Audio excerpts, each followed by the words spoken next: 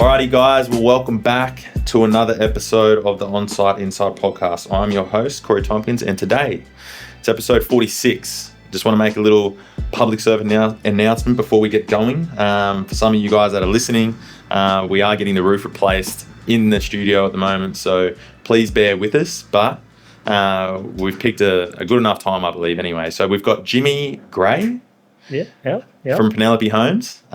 He's come in today to share his wisdom and his journey. And so, Jimmy, I want to thank you, mate, for coming on. This will be your first. It is the first, yeah. But mate, before we get going down any sort of rabbit holes, do you want to just give our listeners a bit of the insight into who you are, what you do, what you guys, how you started briefly, and then we'll just get going with it, man. Let's do it, like I said, Jimmy Gray. So I'm the director of a resi renovation company called Penelope Homes here in Brizzy. Mm-hmm. But yeah, a bit about me. Back in 2010 sort of started. So I did the old school-based apprenticeships through grade 10, 11, 12. Through a great local builder, actually. Graduated school. Mm-hmm. Smashed out the rest of the apprenticeship with him. So pretty fortunate enough that I had the one good quality builder who just took me under his wing. And it wasn't that easy to get apprenticeships back then either. No. Lucky it was the old dad was a landscaper. Do you know a builder? Yeah. Here's a builder, reach out, go do some work experience down that sort of avenue. Yeah. And then, Luke was his name. He was a top-notch builder, really, really good quality. Yeah. Still doing stuff, still kicking around. He is. Yeah. Still on the north side of Brizzy. So, still touching base with him and staying in contact, which is great. Mm-hmm. Went through with him, finished the time, moved on, went on the journey, I guess, as a carpenter. Probably went on the journey earlier than I would have liked in hindsight. I wish I gave him back a couple of year or two for yourself or for him. Probably for him, mate. Now I'm in his shoes and I see these boys come through and they're great lads and they finish and they just the dollar signs pop in front of their eyes and off they go and good luck and that's off to the races sort of thing. But I wish I could probably in hindsight could have given him back a few more years. But the beauty of going on that journey was, so I went on the journey for from 20 to probably 28, so just 8 years of being a carpenter. Worked for a couple of different companies, some for 4 years. So during that time, you I guess if we could wind it back, what was the driver in year 10 to even get your apprenticeship? Was it your old man with the landscaping side? What was did you trial around? Was it? I was always pretty switched on in school. Like I probably could have, pretty mathematically minded, so I love that side of things. But I'm also an outgoing guy, so I knew I wasn't going to sit in an office. Funny that 15 years now I'm sitting in an office, but it goes full circle. No, I needed to be out and moving and working hard and sort of. So I knew that's the path I wanted to go down. Didn't exactly know it was chippy, but I just knew I didn't want to sit in an office and do it that sort of way. So you just sort of trialed it and you went, this is I'm outside. Yeah, and it was a friend of a mate of dad's or a mate of a mate's, and so there was he was already known to me. That said, it wasn't easy. It was still made you work for it. There were some rough days there as an apprentice where Were you the only apprentice amongst that team during that period, or was there some that came and gone? So no, it was pretty good, tight knit team. Just that that typical lead carpenter who I just looked up to and thought, this is the go. And then a fourth year and a first year, and they just sort of the fourth year he sort of moved on, and then I came through, and then by the time I got to 3 or 4, another bloke came through. Just pretty traditional there, really. But learning directly, even Luke was still on site then. He might have been on site 30% of the week. So learning directly with him. And with a reno company that did a lot of character homes, heritage homes, that sort of stuff. So fiddly sort of stuff. We were digging the footing, stealing up the trenches, doing the mesh to the slab, and then we'll screwing the roof sheets down the whole way through.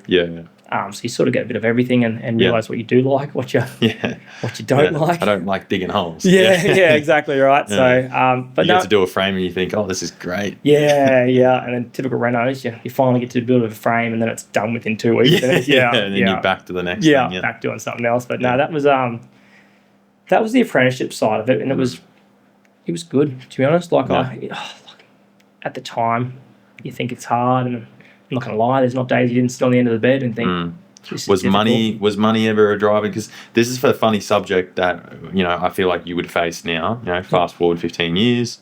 Same with me. And same with a lot of the lead guys that I've got as well. It was never really a thing. Like it was shit. Like everyone knew it was shit. Yeah. Like you knew that you weren't going to be making massive money, but it was just the norm. Like you just put up with it and you just did it. Like, look, again, I said earlier, I chased it once I graduated, and finished the time. Yeah. During it, mate, you were just done. And I just loved cars and fishing. Head down and it was just, how can I make more money to go buy more car parts? Yeah. Really, that was all I cared. Well, that was it. I guess as an apprentice, the rate was set. That was the rate that you just put up. Yeah, you just. My mother mates were on the same $6.50, $7. Like it was just what it was. That's it. It never even became a question, I guess, until I finished. I think once you're done, you get your ticket, you're like, I've got my carpenter ticket now. But before that, what were some of the things that they instilled in you in your apprenticeship that would have stayed with you for, your full time, throughout? Because I feel like there's always a few things that guys remember about their apprenticeship that it's like adamant. What were some of the things that you got? So it was. He was pretty firm, like at the time you're thinking this is harsh. Look back on it now, but just, I was liable, as a kid back then. If you made a mistake, you were sent to the shop to go buy and, so he quickly instilled in you, respect for the job too. You weren't just like, oh yeah, the boss will pay for that. Like it's probably not allowed these days, but that's another thing too. That was something that was same with me. It was the same. Like if you fucked it, go buy it. You were either buying it or you were staying back to do it later. Yeah. Not on their time. No. You were doing it on your time. Probably not right, but it instilled in me it instilled pay attention.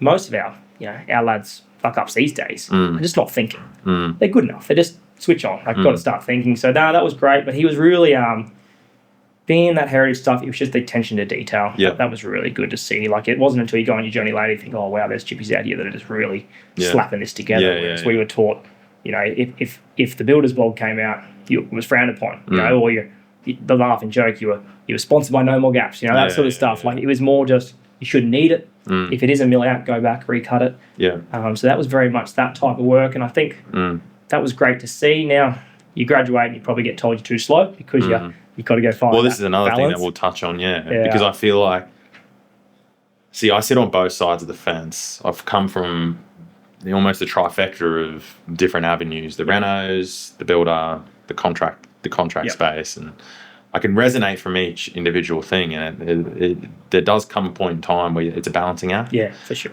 Because as you become a business owner, you do realise that yes, you want quality to a degree, but at the same time, we don't have all day. Exactly. Like, and my argument is always like, if I had all year to build one house, of course, you could make that thing the fucking Taj Mahal of everything. Yeah. So it is a juggling act, and I still have yet to found. I feel like a lot of people claim perfection. Yeah. I think perfection is. I think it's subjective to the person. What might be perfect to one person is not perfect to the other. Yeah, sure. So, along my journey anyway, I've been able to realise that, each job is different as well. And in that job, you've got those sub-jobs that you do that is different as well. And I think knowing when to take time to turn it on and then knowing when the framing came out, it was all right, go. There's you can sort of push the boundaries of quality there. And I think that's something you learn when outside your time. And I think the contracting game, or not even the contracting game, if you're an ABN and you are qualified, you will eventually learn that, because I think during your apprenticeship and if you're a PAY, like an employee, and you just transition through that, you've never really understood there is that line where you've got to be like, yes, mate, like, we want to do it perfect, but we got to get it done. Yeah. And then this, we can take longer on it, like, because you're going to see it. It's a scene, like, say, for instance, you got a hardwood handrail or whatever. Yeah. It's not getting gapped or anything. So it's got to be bang on, right? Yeah. So, you do have to pick and choose. I think as a kid, too, back then, you never saw the cost control spreadsheet. So you didn't know what was costing dollars, what wasn't. Yeah. Maybe it's something we could do with the kids these days is show them the cost control spreadsheet and go, this has gone over here because we took too long there. But And then you get frowned upon because you're like, it's not, shouldn't be their issue. Yeah, so like, I think quality still has to come first and speed can come later. Yeah. You know, especially for the young boys. You know, if they're taking 100%. Twice as long, I don't mind yet. Yeah. Speed can come. Speed will come. Yeah, just get the quality down pat first. So that, I think that was probably instilled. Like, I do remember the hurry ups and those sort of things, but you were never yelled at nearly as much for hurry up as you were for to pull that off and go do it again. Like it was more do it properly, not do it fast, which was, I think, a good way to start. Yeah. That's something that, like, in the nearly 10 years we've been in business, and I've had plenty of apprentices come through, it's the one thing that we say all the time. When guys are starting out, it's, you know, the speed will come. Yeah. You will get faster over time. And if you don't, we'll tell you that, like, you know, I've had moments in time where I've seen a guy that's been doing the same thing over and over and over, and the speed hasn't increased. And that's usually when I say, listen, man, you're acing this. Yeah. You can go faster. Like, I know you can. Yeah, for sure. Right? You know you can as well. Yeah. Like, and that's where the leadership sort of comes into it. To be like, listen, man, like, okay, now you've been doing this for like 8 months. Yeah. Like, you can actually go faster. And that, when they see that, they you know, depending on who you're talking to, obviously, but they take that and they run with it. It turns them into be a better tradesman as well. Right, like, so. But anyway, so moving on from that, when you finished out your apprenticeship, you said that you wish you gave your old employer a little bit more time. Yeah. Did you go straight out on AB? Like, tell me, how did that actually look? Yeah, see, it's just typical. You finish your time, you know, someone dangles a carrot in you and has come, you know, so you see those dollar signs. And so you went your eyes as an employee? I think the first job I left for was still paid as an employee. Yep. And back then, though, it was like, oh, you're an employee. And then the next guy, you know, I think, funnily enough, that next company sort of closed their doors and the partners went separate ways, and they sort of, you know, this avenue and this avenue. And it was very much who you're going with sort of thing. So we split there, but then that was just the old, I'm not doing employees, we're doing subbies. And that started the subbie. Okay, you know, again, gone are those days, right, where you could just be you put some poor 22-year-old kid on a subbie and make him deal with his own tax and super. But, so that started that. So then that was pretty well 22. And then, so a little bit of jumping around, but I enjoyed it. Like, one, you're a subbie, so start taking initiative. And two, you learnt that, hey, the way that they're doing it isn't that great, and the way that I was taught was better, or vice versa. Hey, this is way better. Like, and that was just different guys having different styles of construction. So I think it was still really good to sort of go on that journey and work for maybe, it wasn't heaps over 8 years, four or five different companies. But just to see. But you're in those companies too. You have guys come and go, and you pick and choose. Like, we, you know, for me anyway, when I was coming up through, it was all, you know, I picked and choose what worked and what didn't work. You know, I would do, you know, there was a point in time where I was working for a bathroom builder, one of the biggest bathroom builders in Brizzy. Like, you know, he's not massive on socials, but this guy was pumping. And I was one of his, like, only 2 carpenters. And I still remember that, you know, I thought I'd done it all. Worked in renos, I'd done it all. But then there was just certain things that I'd see and I'd be like, mate, I've never seen it like that. That's good.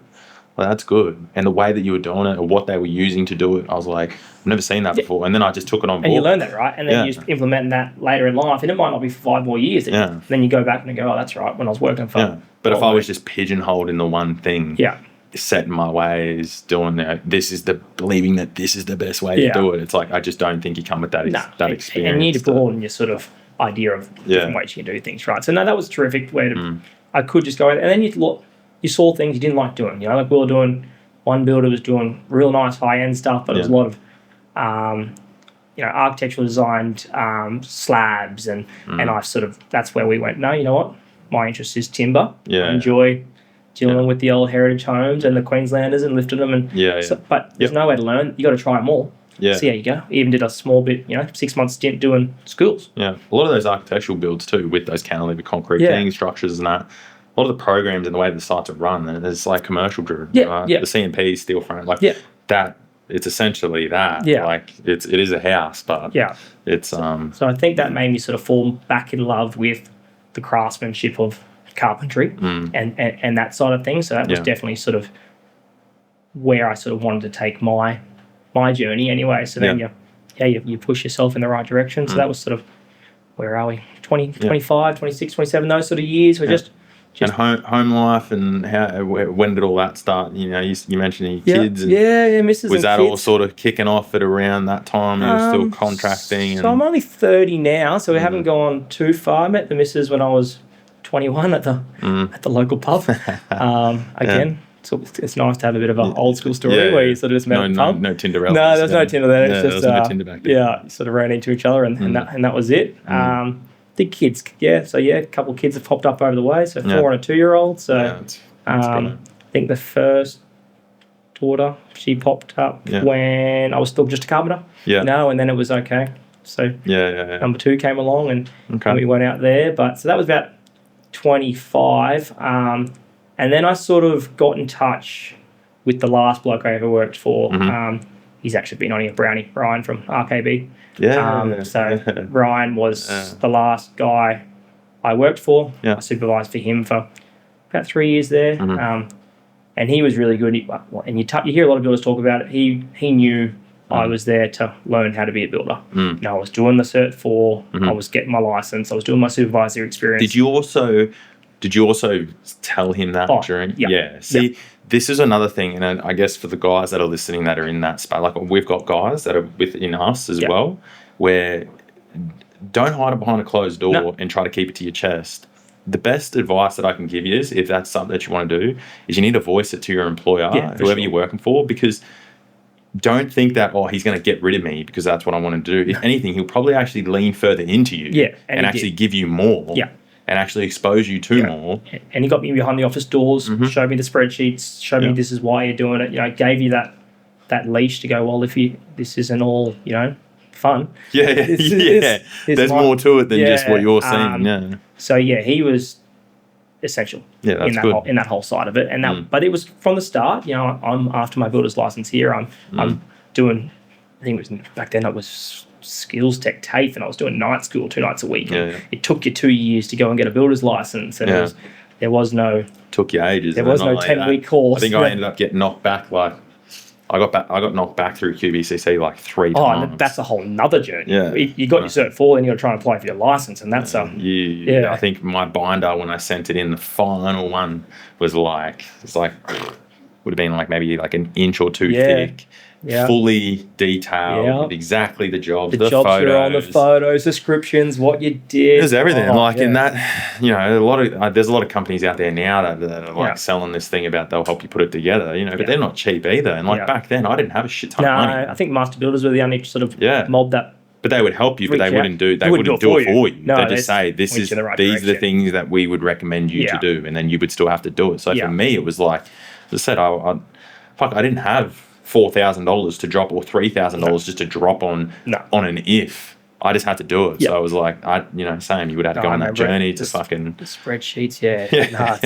They should make it part of the course of your Cert 4 or your diploma or something. To do it. They should make it like a module that everyone sits in on at the end of it to make it enticing. Because anyway, I'm going to let everyone know in. But like my diploma, when I did my diploma building construction, that was the same. It was like a 12-month night school. I had 4 nights a week for a year.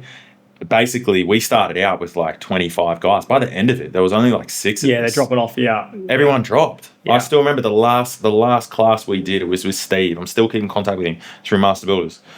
It was like there was only 6 of us in the classroom, and it was like we were literally all just sitting there, and we finished it, and it was great, and like everyone got their thing. But then, thinking about it now, I feel like if they made a module at the end of a Cert 4, you can't. I skipped the Cert 4. You can't do that now. No, you can't. So I've only found that out recently. That back then you could just go straight to the diploma. Straight to it. So I was like, fuck this. When I ran QBCC, I was like, can I do this? They're like, yeah. Because what's your diploma? Mid-rise? Medium, so it gets you straight there. Straight there. So I was like, and obviously your medium covers your low, and if you get your opens, it covers everything. So I was like, well, I'm just going to go straight for my diploma.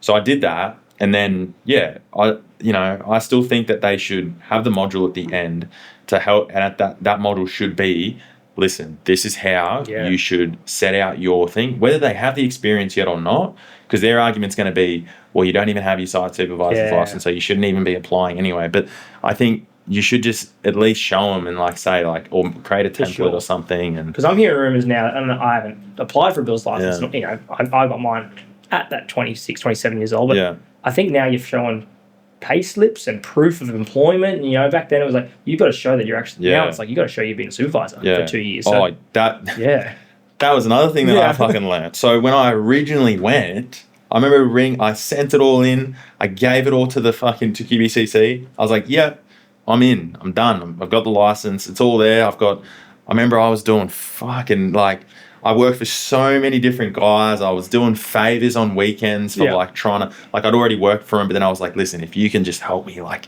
give me this. And he was a busy dude. Like, I was like, I'll do whatever you need to do. I was at his house for free, just doing whatever I had to do to grind it out to get what I needed. And I sent it all in, and then they fucking rang me up and they go, yeah, this looks fantastic, looks great, but unfortunately, you're not even licensed to even do what you've done. And I went, what do you mean? They went, well, you don't have a medium rise supervisor license or a low rise supervisor license. And I was like, so what are you trying to say? They're like, well, everything that you sent us, you shouldn't have been doing, so it doesn't count. Yeah. I was like, fuck. So like, back to the drawing board 2 years later, literally on the dot. I was like, fuck it. So I got off the phone, lodged the thing. So like, but you don't know. Like I didn't know back then. And there was no social media about it. There was nothing. I was just... But even then, you could only ring up master builders maybe and ask for advice, but there was no sort of how you do it. Like I said, there's companies these days that do it for you. Hardest part then was going back and trying to find all the proof as well, find all these photos. Like I think for my boys, like I've got a supervisor now who he's doing the same thing. He's here to learn and to get his license, but with things like Wonderbuild and Building Safe now, they keep a site diary every day. So all their proof is just naturally going to be. They won't ever have to. They just export it and away you go. That was the favours that I had to do. It was like I had to say to him, like, listen, like, can you send me copies of this, this, and this? Like, I need photos of this, this, and this. It's like, because I had nothing. There was nothing. I was like, I'd been on the job. I'd done it all. I spoke to the clients. Everything was there. Did it? But I needed, like, the contract. I needed... But they almost wanted you to be doing things you shouldn't be doing. Like, you needed to give proof that you have, liaise with subcontractors. It's like, well, I don't have that license to be able to do that yet. I'm trying to get that. But that was, look, getting a bit carried away, but that was beauty of Brownie. That was sort of, he gave me that option. And then a big thing too is I think it gets taken for granted is when you go and put references in, I personally wouldn't just sign off on anyone who asks me for a reference. Like I think we sort of have an obligation to keep the standard 100% up here. Yeah. So credit to him for signing off on me too and saying, hey, yes, I do think because, I haven't had it yet, but if someone, just asked me for a reference out of the blue, you'd be like, oh, well, don't know if I know you. Like, so. All right, guys, congratulations. You're halfway through this episode. I hope you guys are really enjoying it. But first, I just want to make a special thank you to Ideal Group Australia. Without them, I wouldn't be able to bring this podcast to you. So special thank you. I hope you guys are enjoying it. Buckle in and get ready to listen to the end of this episode. Because that was the other thing too, and that's why I had to scratch their back to be like, listen, like they knew what I did, but I still wanted them to, because at the end of the day, that I already knew, like one of them rang me and said, hey, so we've got such and such here. He's put all that through. That's great, but tell me your thoughts. Yeah. And so it was like, regardless of whatever you had on that thing, if that guy wasn't going to answer the phone or wasn't going to get back to him, or if you did it all without them knowing and they rang and said, oh, nah, he didn't do that. Exactly. Yeah. Like, shoot the whole thing down and start again. They'd be like, okay, no worries, scratch it out and be fucking done with it. So I think the reference was huge, right? And then I still remember that when it came in the mail because you had to wait for them. It was like 12 weeks. Once you submitted it, you didn't hear anything. Yeah, nothing. They take the application fee though. They take application. That's at least they've started. They've looked at it. I remember that. Like they'll do that straight away. Yeah, they'll take the fee and then it rocked up and it was a sort of bit of a proud moment. You've got it says carpenter and builder. And then you think, oh man, I'm going to be a rock star. This is going to be great. And then the next drama, the next hurdle happens. Yeah. Well, that takes you to building coaching, right? Like it's like the Cert 4.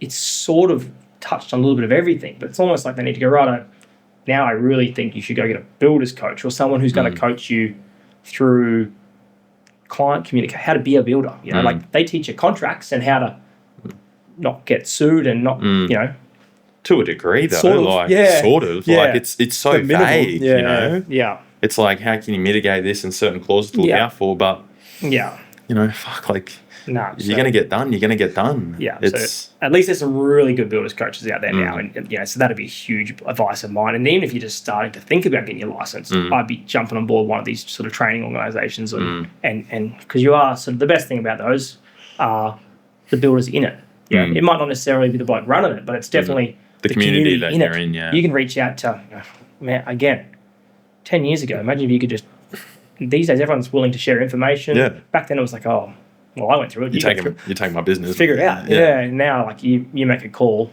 Like, I'd still probably call Brownie once a week. Oh. Like, just what should I do here? What do you reckon? They'll reach out. And guys will ring me about, like, certain contracts, or they've got issues with this, or they're in New South Wales, or they're coming up to Queensland, or whatever it is. And it's like, I don't care, dude. The market's big enough. Yeah. Like, you're not taking anything from me. No. Like, and you're always like, oh, I didn't know if I should reach out to you. I'm like, dude, what's your problems? Yeah. Like, tell me. I'm here to help. Probably seen it, and I'll just tell you. I'll send you whatever I've got, whatever you need. Like, I'm an open book. Yeah. I'm not hiding anything. We've had a few guys in, similar. Like, we even do brekkies these days. Like, a few of us local resi builders just go for brekkie, and it can sometimes be a bit of a bitch sesh, but generally it's just, these are the hurdles I've got at the moment. Yeah. And then one bloke will go like, oh, well, I faced that. This is how I got over it. And like, but even just being normalised and hearing other people's struggles makes you feel less alone and isolated. It's just like, all right, well, I've got some people around me I can talk to. Because you can't always talk to the missus or the family. Like, they don't,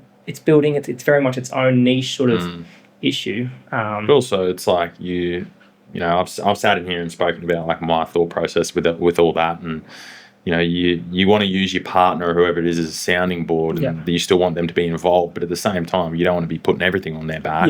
Because it's rightfully so. They don't deserve that either. No. It's like, you don't want to be that husband or that partner that's always coming home and telling them about the negatives. Yeah. You want to tell them the positives too. It's not always negatives. Yeah, but like that's for a lot of cases, that's what a lot of partners get. Yeah, is they only get the whinge, the whinging.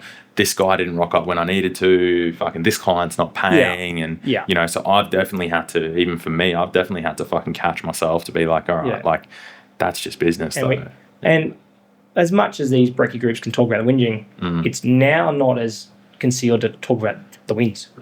Like, we're all profitable businesses. We're not in business not to make profit. Like, that is the goal. Yeah. And I think everyone's starting to understand. Like even clients, like, if your business is profitable, if the builder you've got is profitable, they're doing something your right. Your project's going to go better. Yeah. Like, you don't want a builder who's we could go down the rabbit hole of pricing. Clients like, I've got a $300,000 budget, but they're actually got $1 million house. Yeah. And I don't actually think we've got past me at 27 yet either. So.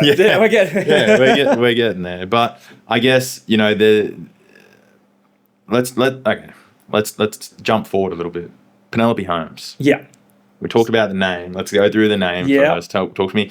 Why Penelope? What was how did that It's a good one, Penny. So while being a chippy, about 27, got myself a dog. Every builder needs a Kelpie. So, it's Chippy at the time. So Penelope, or Penny, was the Kelpie. So she was my first dog.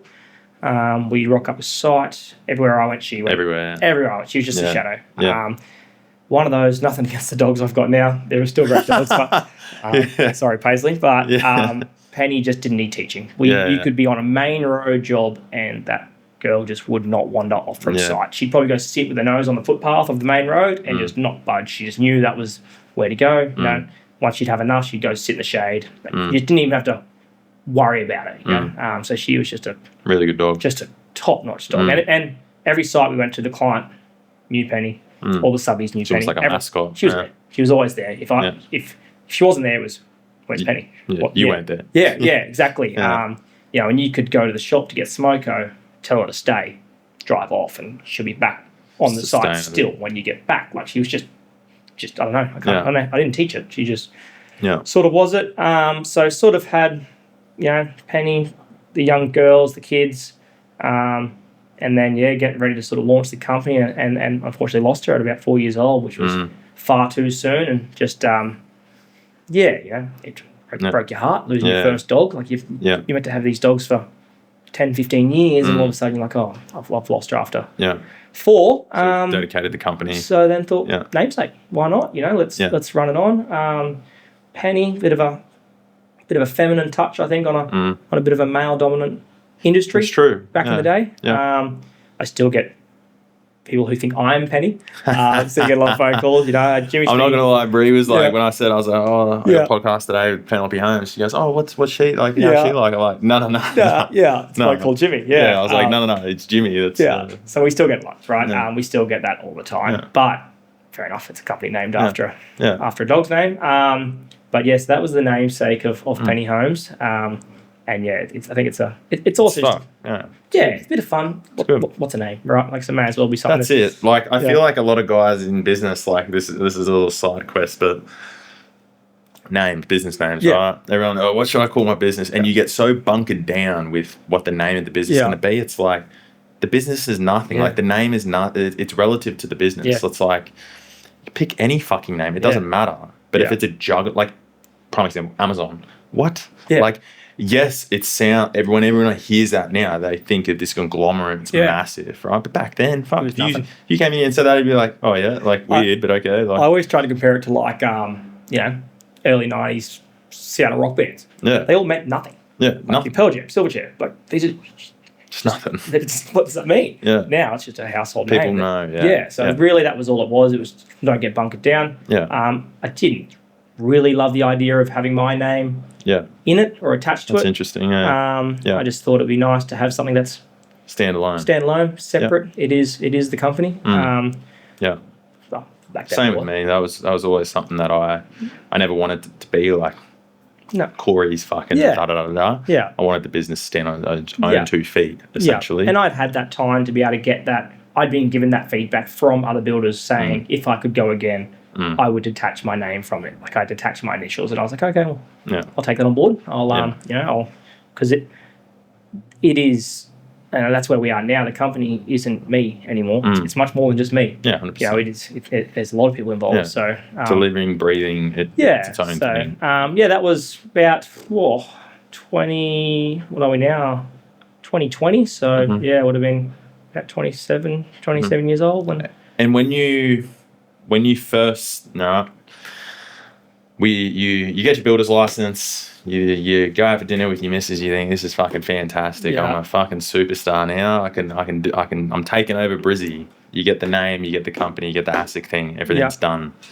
What was then your first sort of avenue with clients, right? Because that is the golden question that a lot of guys want to know. It's a learning and they always go, how do I get my first client? Or how do I, what avenue, I've had guys in here say they've gone to architects, they started in doing bathrooms, then decks, then pergolas, and it was that natural transition. It was, what was yours? So I think always and I say this to my apprentices, I've never turned down a cashy. Every Saturday morning, even if I was hungover, you're doing cashies. You're hanging doors for friends of friends or fitting out horse stables or just doing whatever it was on a Saturday.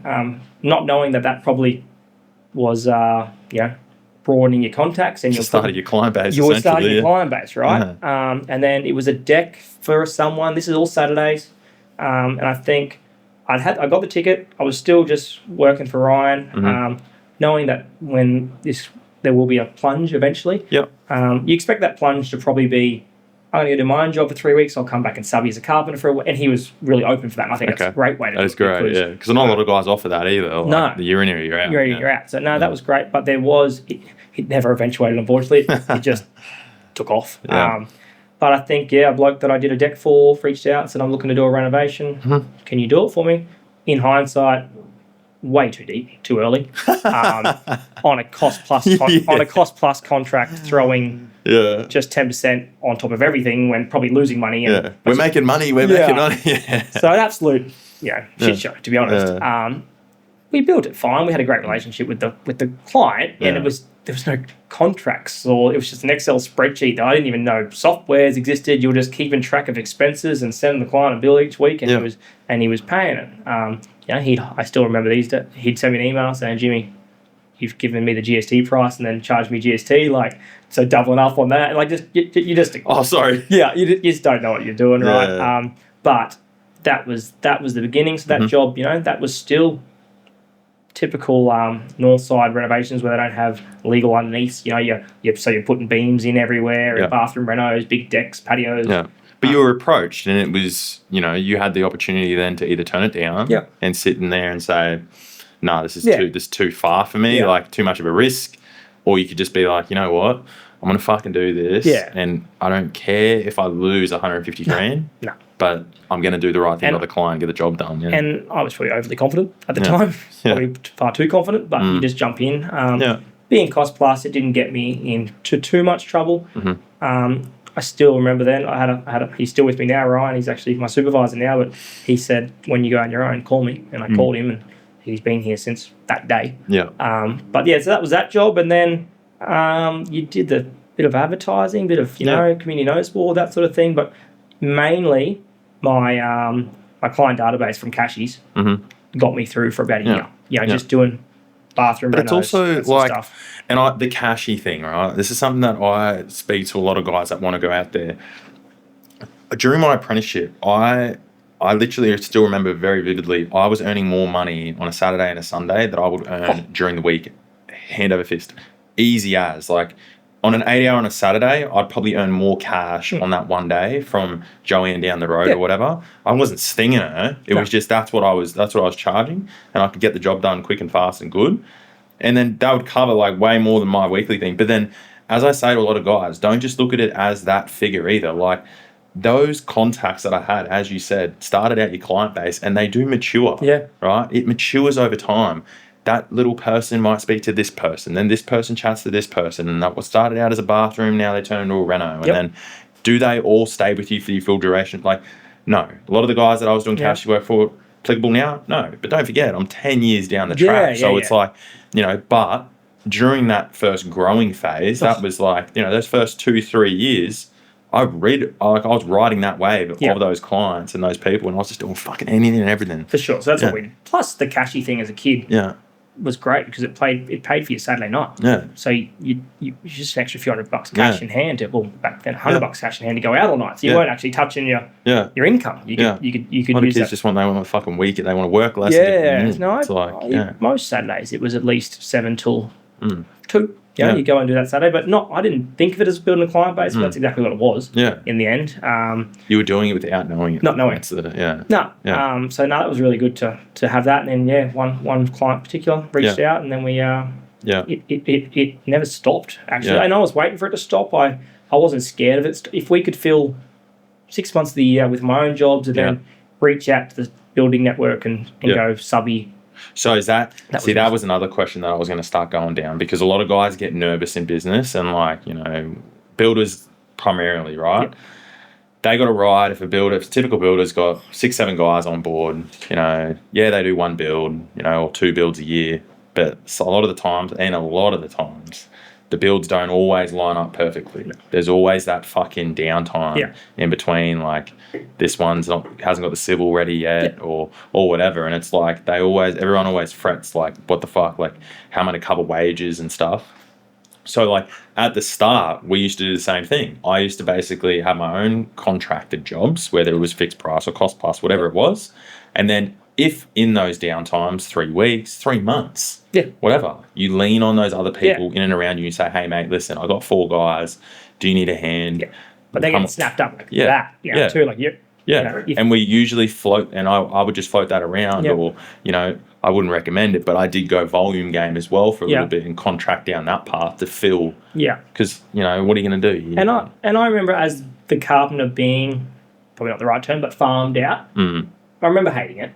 But it also was good for you because you could go, all right, well, this is how other companies are doing it. Actually, it's pretty comfortable where I am right now, or I am getting looked after here. Or you could see, so we've done that still. We've got, again, Brisbane's building network is really good and connected where you can flick an email out to 30 odd builders. Oh, we do it now still. Boys, I've got 4 guys free for this date to this date. Who wants them? And it gets snapped up. Quick. Yeah. And it relieves the pressure from me to have to keep those boys busy. I think we could go down communication soon, but you just tap to them, boys. This is it. The plasters are in. Unfortunately, I couldn't line up a smaller job to do. We've got nothing to do here for a week or 2. You're going to go out. Do that. If you'd like to take annual leave, more than welcome to. Yeah. This is the time. We're about to be quiet. We're about to get hectic for the back end of the year. So it works well. Yeah. And at the start, it was a lot harder than what it was now. Like for us now, we forecast, like we're anywhere between, 6-9 months, like fully booked. So you can see troughs like coming way ahead. So it's a lot easier than to see it.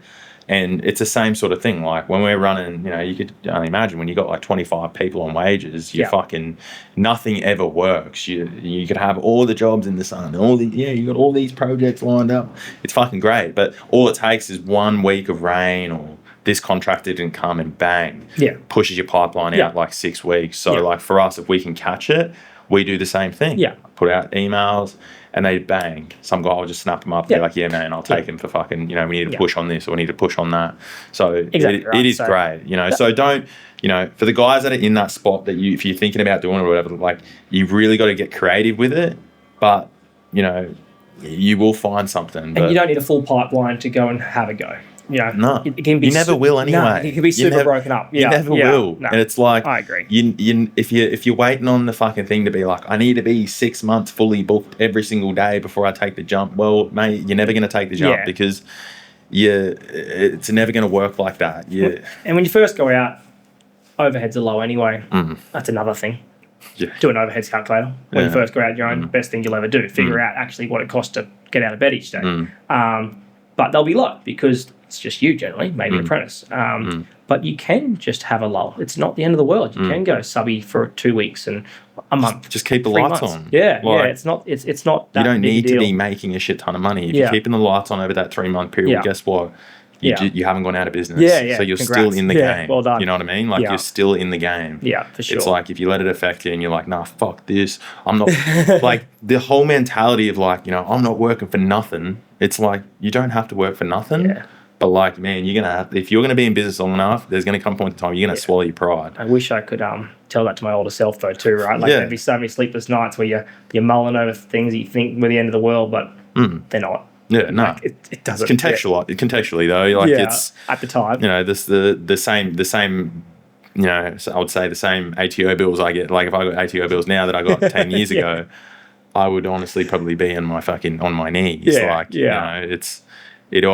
still laugh at my wife when I got my first bass bill. It was like 10 grand or something. I was like, fuck, I'm going to pay this. Like, it was ridiculous. Put on the plan. Yeah. Well, like back then it was like, fuck, I don't have it. Yeah. Where's it going to go? And like, but then when you're paying 6 figures, it's like, it becomes, So that was what? 2020 sort of thing back then when we first launched. But it just, so it just sort of happened naturally, essentially. It did just happen naturally. To this day, we haven't had a lull, which is terrific. Again, if we did, it's not the end of the world. But and so talking about today, what does Penelope look like now? So we've recently gone through a bit of growth. So we've split. We're still in the residential renovation sector. So now these days, unfortunately, we'll still take a bathroom or a deck on, but it's got to fit into a schedule where we can squeeze it in. But no, we've grown. So a team of 10, a couple of crews, supervisors, carpenters, apprentices. You've got the office space, admin in the office. So it's definitely grown. That growth sort of happened over the last 18 months. So I sort of set a rule for the first 4 years to go, just keep it simple, stupid, and just don't go, you just heard people growing too quickly and then, falling off. Yeah. So that was sort of instilled with me. So we just kept it pretty simple for 3 years. Yeah. And then about 18 months ago, pulled a bit of a trigger and said, hey, let's do it. Let's do it. And that's a whole different ball game when you start having, office spaces and stuff. And that's sort of not the hurdle. Well, the hurdles. That's the hurdles we're sort of going through growing pains, you'd probably call it, where we go through now. And growth costs money too. And I think a lot of guys underestimate how much that actually is. We've gone through growth. We constantly go through growth. So, I think people get a false sense of, they don't really get it if they see a company like yours that goes from that to 10 to like fucking this, they're like, oh, he must be raking it in, mate. Like, When really the reality is that, yeah, you're making money, but that money's just being reinvested. Back in. Back in. Like you're just feeding the beast over and over. And then you will let it just return on the event. Like you let it cook. Yep. And then like any other fucking normal business owner, you go, fuck it, let's go again. Let's go again, right? And we set those limits. So 2 years, we'll simmer. Yeah. You do it and you need to let the business mature in that pocket. Yeah. And turn the corner. Yeah. And I've really enjoyed being able to promote from within. That's really been great. So one of my leading supervisors, my supervisor on site was my first year apprentice. You know, well, he wasn't a first year apprentice. He came to me as a third year apprentice, but he's now 7 or 8 years in the industry. Yep. And he was ready to sort of step up and run some jobs. So and he comes with the culture and everything. And he knows Penny Homes. He knows he knows our morals. He knows the brand. He knows what we're after. We've had to bring in others as well. But yeah, it's been really good to see not only my growth, but then also the team's growth because they're all with us. We're fortunate enough now to still have not let anyone go, actually. So we still have that same team. It's great. That's come through from the start to now. But yeah, like you said, it's got its challenges growing. Like there's that, and that's a whole. You go from a builder swinging a hammer to a director of a company, which has nothing really to do with building anymore. Like where it's numbers driven and performance. Mate, my morning consisted of setting up scribes for the admin, so she can look after payroll and look after your VAS and sort of starting to pass them off to her and so you do become a lot more business minded. But I think even I've grown with that and I now enjoy that. I do miss a day swinging a hammer with the boys, don't get me wrong. Like I see them, I rock up to site and see them laughing and giggling and having fun in the sun. You think it's good, that looks fun, but it takes you that's not where I need to be right now for the business. And what was your I guess what was the reason for taking it to that? Because you could have easily, and I guess this is another fork in the road that a lot of business owners get. You could have easily stayed at 3-4 guys, swinging a hammer, just doing 1 reno a year or 1.5 renos a year, a couple of decks and fucking whatever. But what was your driving force to scale to that ability where you are now? I would say, you're licensed to build it, but you're really a business owner. Yeah. Like you're. Look, I do love numbers, so I'm a spreadsheet guy. We're looking at the spreadsheet, you look at your numbers, you hit a bit of a glass ceiling where you go, right, don't get me wrong, sit here forever. But to break through and sort of step away, that was the next sort of challenge. But yeah, look, I don't know. I enjoyed the next challenge. As the builder on site, you can do it. You've sort of got it down pat. But then I don't know. You get a bit antsy. And you're ready you're up for it, and you take it on. And I think a lot of guys too is they want to build the business to a point that it gives them the life they want. Yeah.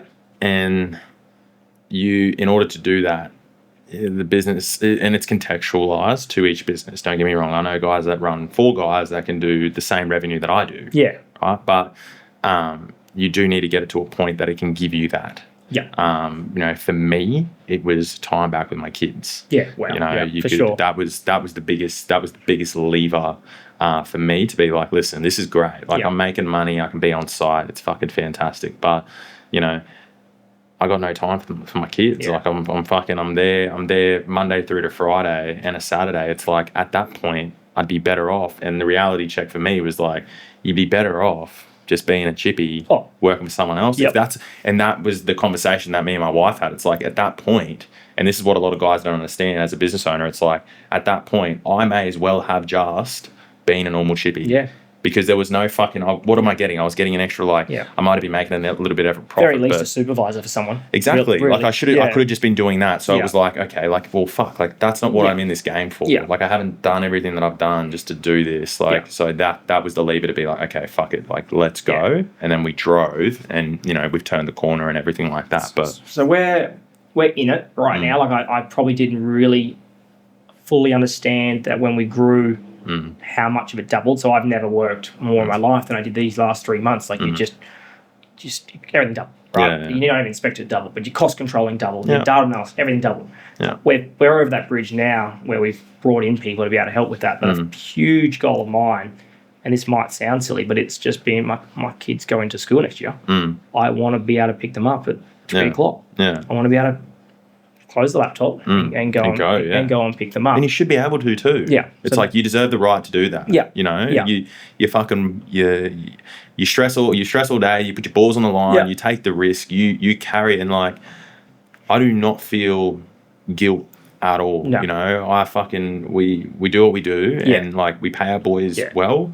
We do everything well for the business and for the for the guys. Well, and if you want to go and pick your kids up, fuck, you should go and do it. Like and my team, they're fantastic, and they know. Yeah. I think, back when I was younger, I didn't quite understand how many hours the builder was doing. My boys are very aware these days. Like I don't message them after hours. That's their time. That's fantastic. But they know full well that you might be in the office at 4:30 in the morning. Like your hours are being done. They're just not 7 till 3. Yeah. They might be a little bit different, or you're logging on at 9 after the kids, whatever it may be. And that's a big push for mine lately is, we've set those hours, try and get that balance with family time. I enjoy the work, so don't get me wrong, but you have to be present at home too, or else there's no point. What's the point? What's the point of like having it all? Yeah.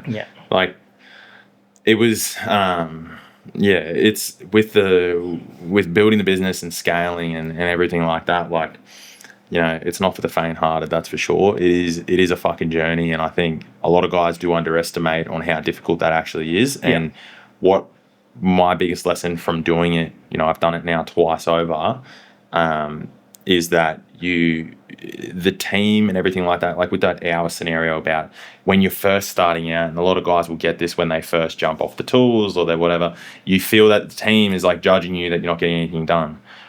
What can really combat that and where you can actually sit in the pocket is where, your team sees the business grow. Yeah. Because that fucking growth doesn't just happen on its own. And you got to put the work in, the stuff that needs to be done. And they came the whole way with us. Like, so, they were there at the start. We had Master Builders Awards, what was that, a few weeks ago?